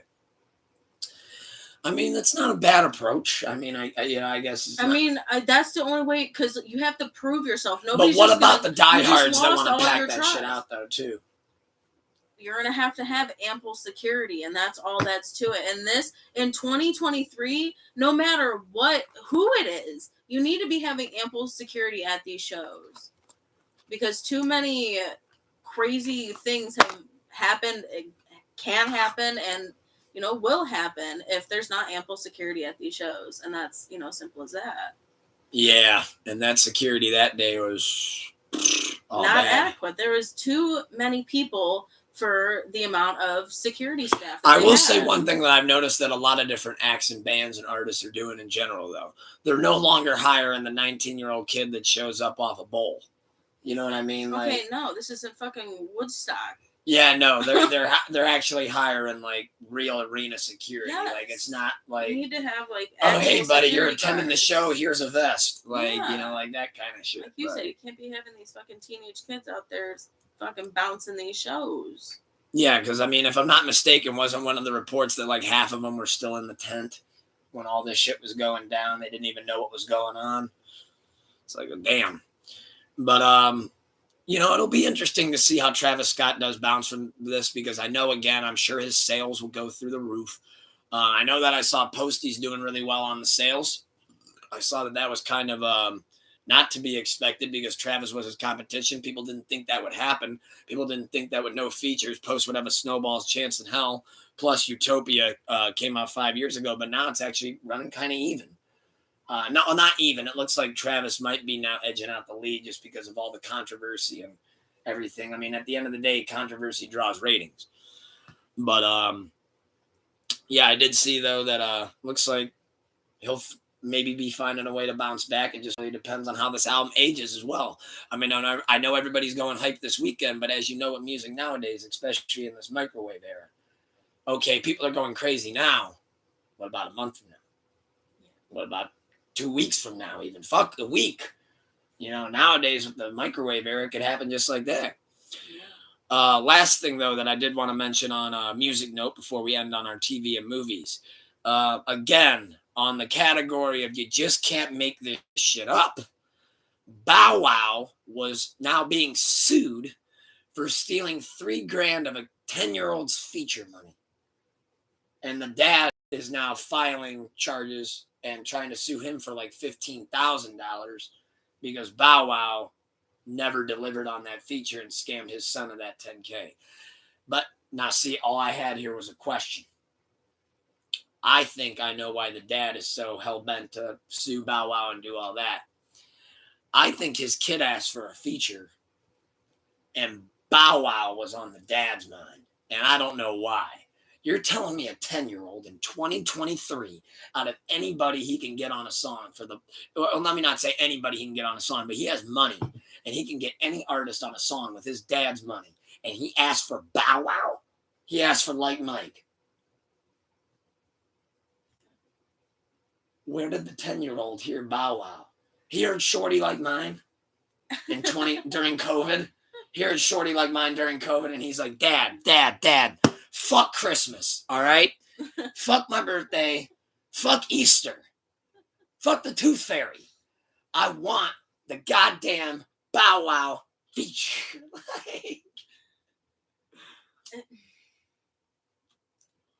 I'm telling you, this is his dad all the way. What he watched Like Mike, and he's like, hey, that dude rap, Dad? And he's like, as a matter of fact, he does. He used to go by Lil. Like, that kid, yeah. Where did he hear Bow Wow? I have so many questions. Know why the dad said okay? Yeah. And the dad's like, yeah, we'll send $3,000 to Bow Wow. Sure. If anything, Bow Wow feature might hurt your ratings in 2020. And we're sure that this is like really Bow Wow, like he's yes, that was a real thing. Well, he hasn't came out and said shit because this is wildly embarrassing. Well, yeah. But like that is like a real thing that happened. But he hasn't like. I would not be bringing it up if I did not know this was 100% real. But like he didn't deny it though. It has not been denied. To my knowledge, it has not been denied. If there's a reply from Bow Wow, please, I need to see this. In fact, let me look it up live. If Shad Moss, hey Dad, can I get the Shad Moss feature in 2023? Like what? Let me look this up. That is crazy. Let's see. Doesn't go by Shad Moss on Twitter. What's he go by? Bow Wow, I'm assuming. Why'd I even look up Shad Moss? He does go by. Does he go? No, he doesn't go by Bow Wow unless Bow Wow has 650 followers. Well, Bow Wow's got to be on Instagram, right? Did he deactivate? Oh my god. He deactivated. Bow Wow, where you at? Shad Moss. He does go by Shad Moss.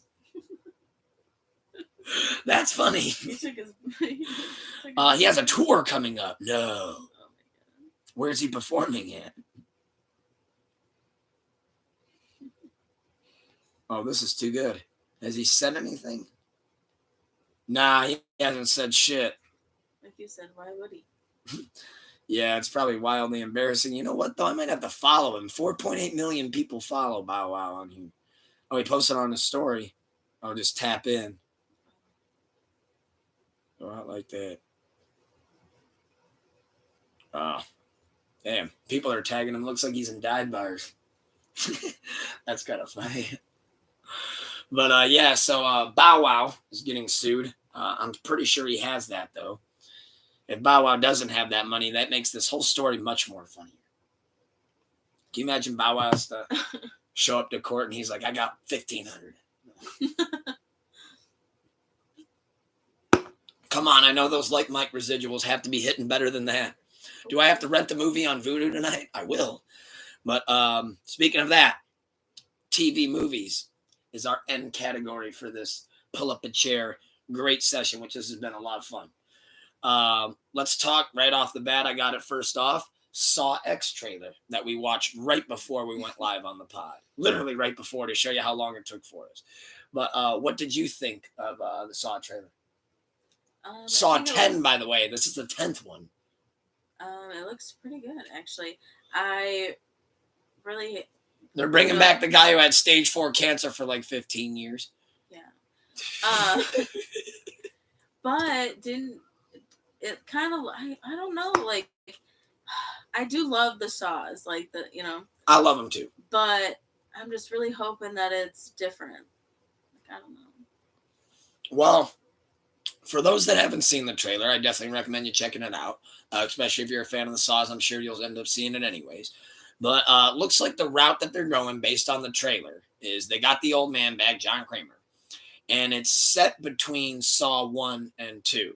Friend of the show, Koozie, informed me, my shaken big brethren, on that earlier. So it takes place between 1 and 2. The idea, the plot of the movie is when he was trying to get that mass removed, or the tumor removed, that they said they removed it, but turns out they really didn't. And by the time he found out that they really didn't, it was too late, and he only had like less than months to live. And that's what turned him into wanting to make these people pay and get retribution. And I do think that's a great take. At the end of the day, I do love the Saw movies. I love the good, dramatic, gory kill. And it looks like the big kill that they're going to build up to in this one is that one with the light tubes on the guy's eyes, which it looks like that's going to probably be working like a vacuum. And if you don't do whatever you got to do quick enough, it's just going to suck your eye straight out of your socket, which, I love that Rob Zombie gore shit. But, actually, who directs the Saw movies? I forget. I don't think it's James Wan. But whoever does them, I forget what the name is, the guy that does them. That's worth a look up to anybody. That is worth a look up. But whoever does it, I think always does a great job. And I think those movies have actually aged pretty well. I think they pace them out pretty well. It's not like they spin them out all the time now. No. They had that one come out with Chris Rock on the last one that I thought was pretty good. Remember Spiral? I feel like I never see that on any streaming. You know what I mean? I feel like I never see that on any streaming. But the movie comes out September 29th, though. I am looking forward to that. I believe you're looking forward to it as well. I'm sure we'll end up going to the theater, and I'll give a review on that. Speaking of it not being on any streaming services are taking one streaming service is taking a massive L this week that they had to announce. Peacock, since the beginning of 2023, has reportedly lost $1.36 billion. $1.36 billion. I'm telling you right now, as far as Peacock goes, because I read some of those comments on Culture Crave and Discussing Film. As always, I like to see what a lot of you guys think. It pretty much looks like WWE and The Office are keeping the lights on at Peacock. And golf. I saw that there was a couple people mention golf. That apparently, if you want to watch like professional golf, Peacock has all the rights to that. Yeah. So it's like golf, WWE, and The Office. And WWE is clearly the main breadwinner for Peacock. I mean, all of their pay-per-views and everything's on there. Yeah. I put their content on every night. I watch The Office. But I do agree, though. I mean, I look through Peacock all the time, and they don't update it. And you know what's funny? I saw a lot of money. Somebody mentioned this, and it was one of the top comments. They spent a lot of money getting Super Mario on Peacock for when it hit streaming. And you know what's funny? In the past 10 years, it became instantly one of the top 5 most bought movies on Fandango and Vudu. So people didn't care to stream it. They just wanted to buy it. And it's like, bought it. Yeah. And it's like Peacock got fucked.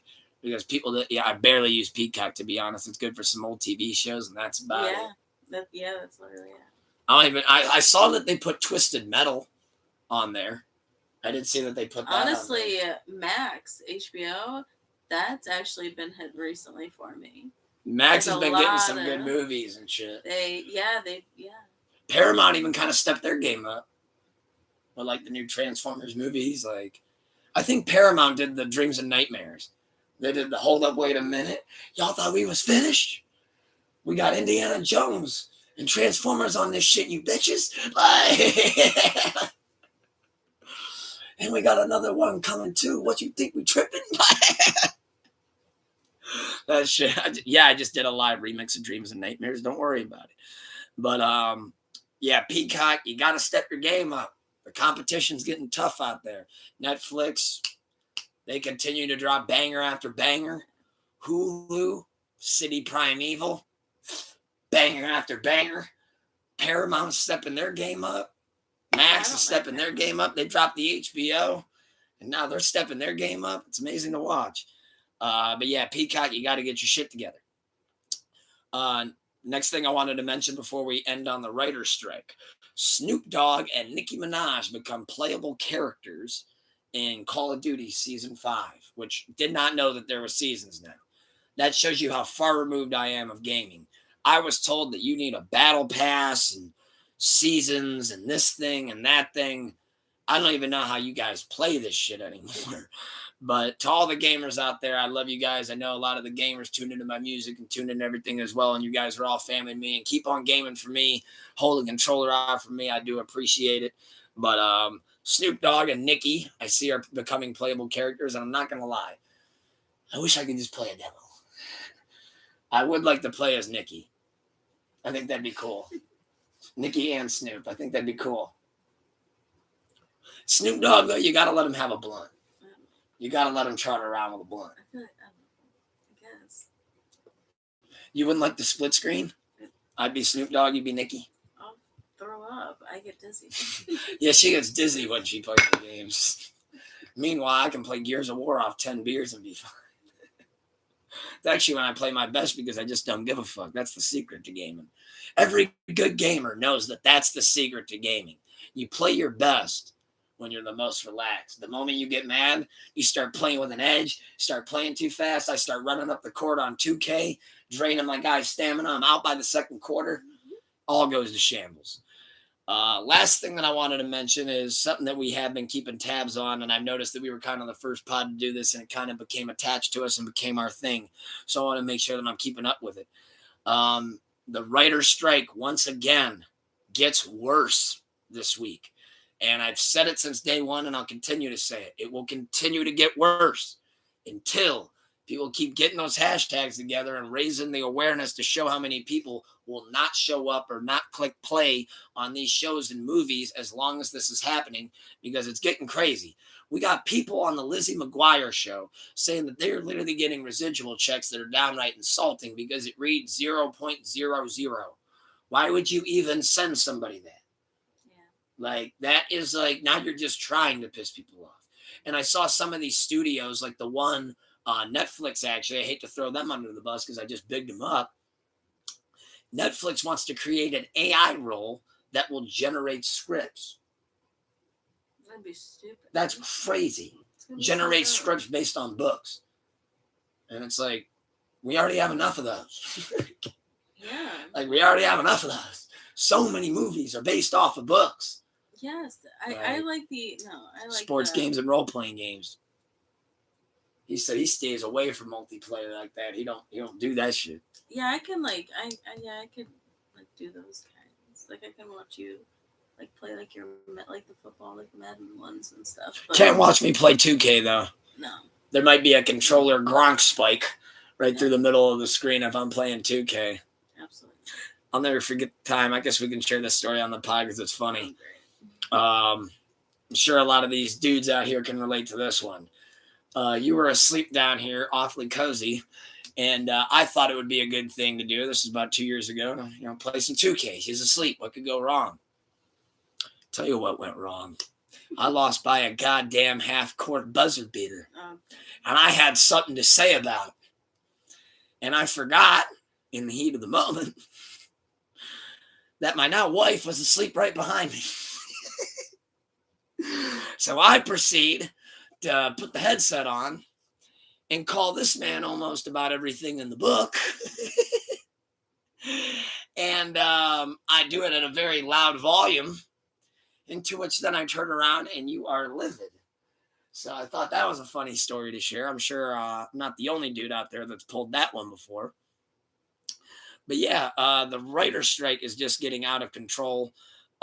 Beyond the Spider-Verse is now the biggest movie that I've noticed. One of the biggest movies that now has officially been delayed indefinitely. They don't know when they're going to begin shooting. It might not ever happen at this point. because of how much it's been pushed back and about how many people on there as well have went on strike. The other thing that's also taken a big hit. So Donald Glover and I believe it's his brother Stephen Glover, were trying to come up with a Lando series. That got delayed indefinitely. Now that pissed me off. That pissed me off. Because that I was really pumped for, and that was going to be on Disney Plus, another streaming service that we've heard nothing but great things about, and they've been killing it. Just sad to see that kind of happened, because it's like all you got to do is just pay these people. That's all you got to do. And I know the money's there. I know the budget's there. So why aren't we paying it to them? Yeah. Like, I don't get it. I mean, we literally gave Tom Cruise, I'm not saying that he didn't deserve it. He fully deserved it. He put it in his contract. But when Top Gun grossed $1 billion, it was in his contract that he gets $100 million. We can't distribute some of that. Like, oh, I know. Like, it's clearly there. Yeah. Like, you're just rubbing it in their faces at this point. And then you send that guy who was on the Liz McGuire show a $0.00 check. I'll tell you what, right now, you send me a check that says 0.00 on it, I will show up like goddamn Ice Cube and Straight Outta Compton into your fucking office with a baseball bat. Because there's no way I'm going out looking at a check like that from the fucking mail. But to end on this was a silver lining. The Rock made the biggest donation yet of all people to the actors' strike, because he's had a couple of flops recently, but I don't think that that's the only reason why he did it. But I'm sure that played somewhat of a factor in the amount of money he chipped in.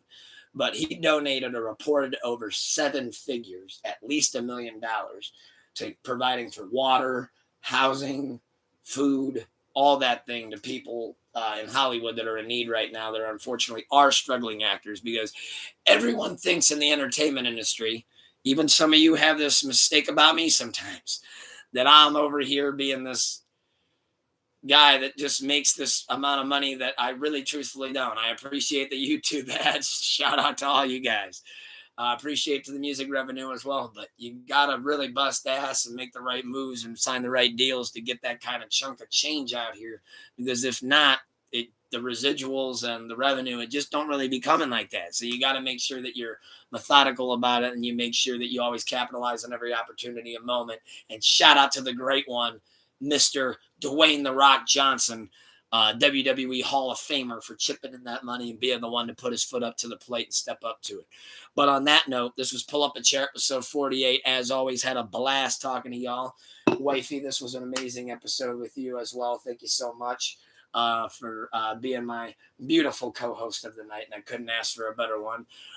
Thank you everybody as well. Thank you for good brother Doom, KRS3, and everybody as well tuned in and commentating and spending your Sunday night with us, winding down the week, getting ready for a new week, more blessings, more love. You already know what it is.